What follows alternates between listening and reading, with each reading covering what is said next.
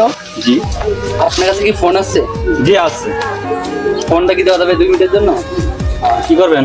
একটু কথা বলতাম। আমার ফোনে মিনিট শেষ তো। ও আচ্ছা, ধরেন।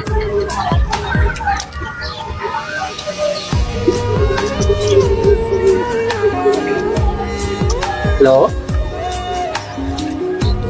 হ্যাঁ 10 লাখ টাকা প্রজেক্ট রেডি হয়েছে।